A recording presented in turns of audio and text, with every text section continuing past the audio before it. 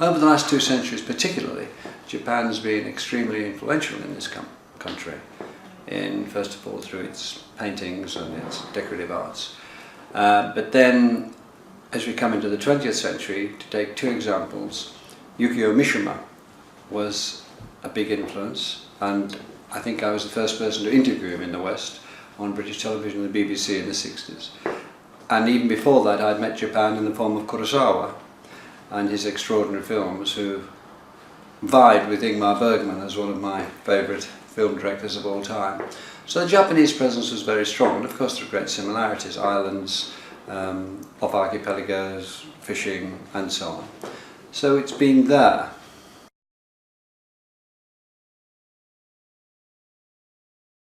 Well, I think it's two-way, which is interesting. A lot of British writers have found Japan to be a good home for quite a while sometimes, architects as well, but writers, I think of Angela Carter as one who was there, and many other writers and poets have gone there and found fertile ground.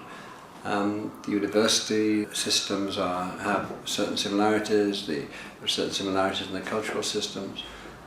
It's just been a very good exchange between the British and the Japanese over the last, well, in my experience, over the last 50 years, and valuable and growing.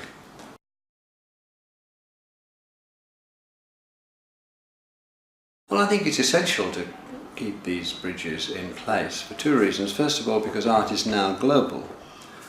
There's not an argument about it, it is. It's particular and local as well, but its stronger manifestation is that it's global.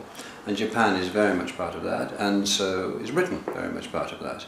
And so together they're part of a huger thing, but they're powerful parts, so it's essential for that reason. And also this particular reason, given that they're in trouble with this earthquake and this nuclear tremor, and fear that the word nuclear tremor spreads, especially ironically in Japan, then it's a good time to step up relationships rather than to withdraw from them.